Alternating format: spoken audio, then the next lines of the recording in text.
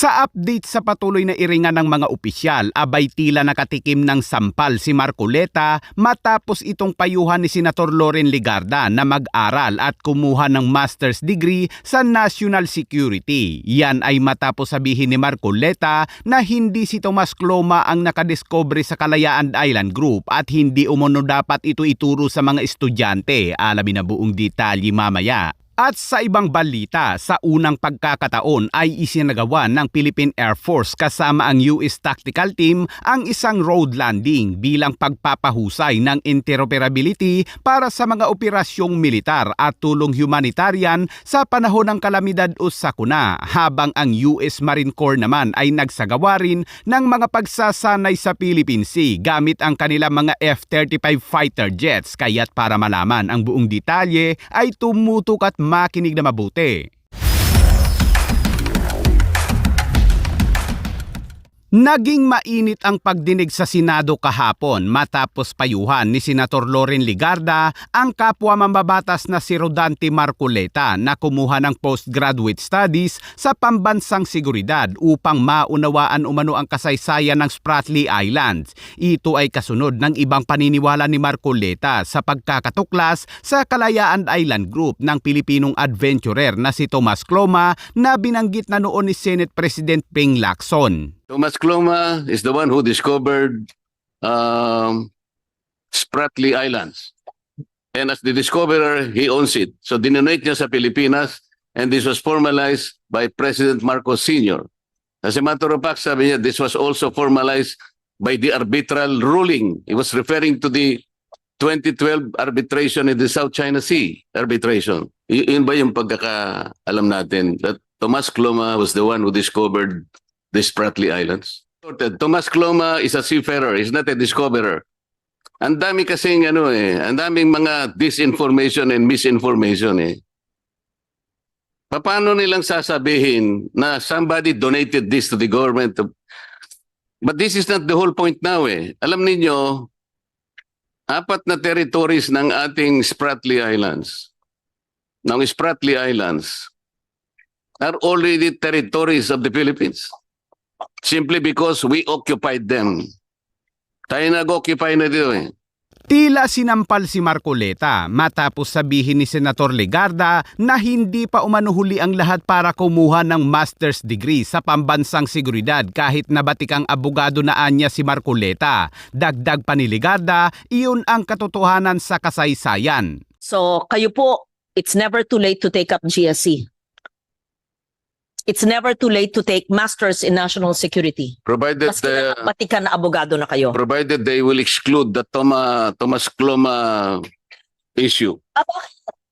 Totoo naman yun Hindi, wala pala the general already confirmed it to me. Iginiit ni Legarda na mahalagang ang mga pahayag ng mga mambabatas tungkol sa West Philippine Sea ay nakabatay sa wastong kasaysayan. Nangyari ito sa isang pagdinig ng Senate Committee on National Defense and Security, Peace, Unification and Reconciliation kung saan inangkin ni Marcoleta na maling binanggit ni Lacson na si Cloma ang nakatuklas sa Spratly Island na kinaroroonan ng Kalayaan Island Group. Kailanman ay hindi talaga umayon o pumanig si Marcoleta sa ipinaglalaban ng bansa kaya't lalong nagkakagulo at nakakaapekto sa pananaw nating mga Pilipino na siyang nagpapasahod sa taong ito. Habang ang China naman ay malamang natuwang-tuwa sa pinaggagawa ni Marcoleta.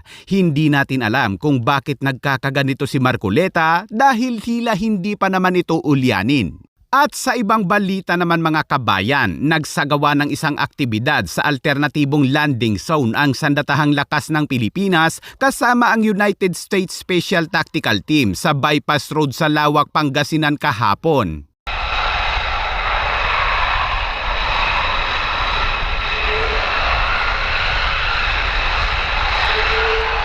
Dahil sa kakulangan ng paliparan ng AFP ay ginamit ang isang bypass road upang magsilbing runway, isang paraan na kadalasang ginagawa rin ng ibang mga bansa lalo na kung may gyera o sakuna. Sinabi ni Defense Secretary Gibo Teodoro na ang aktibidad ay bahagi ng pagpapahusay ng interoperability para sa mga operasyong militar at tulong humanitarian sa panahon ng mga kalamidad o sakuna. Well, first time mangyayari to na joint operation na maglalanding sa kalye upang matesting yung kapabilidad ng ating joint forces. Secondly, ito ay culmination din ng training ng ating Philippine Air Force Combat Controllers.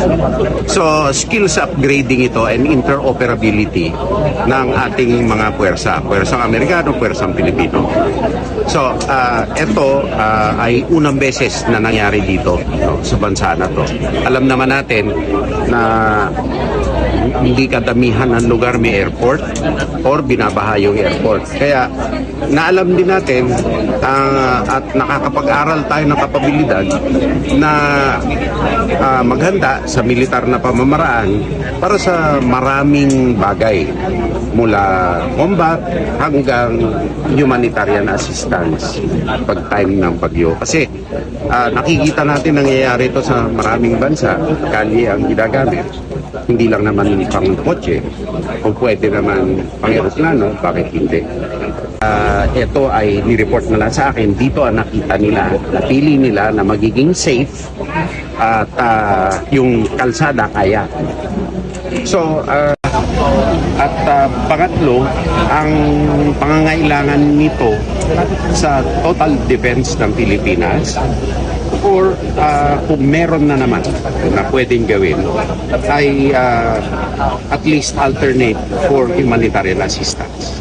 Habang tila may babala naman ng US-7 Fleet kung saan sinabi nito sa isang post na speed and lethality kung saan ang mga US Marine Corps kasama ang 31st Marine Expeditionary Unit ay nagsagawa ng mga operasyon sakay ng USS Tripoli habang nasa dagat ng Pilipinas. Nagsagawa rin sila ng flight deck exercise kalahok ang mga Marine F-35B na may kakayahan umanong umatake upang suportahan ang lahat ng operasyon sa larangan. At sa update naman sa patuloy na tensyon sa pagitan ng Iran at Amerika, ilang araw matapos dumating ang 12 F-22 Raptor, kahapon ay nagsimula ng umalis sa mga F-22 Raptor fighter jets ng First Fighter Wing ng US Air Force mula sa Lakenheath sa Suffolk, England upang ipagpatuloy ang kanilang misyon patungong Middle East kung saan tumataas ang tensyon.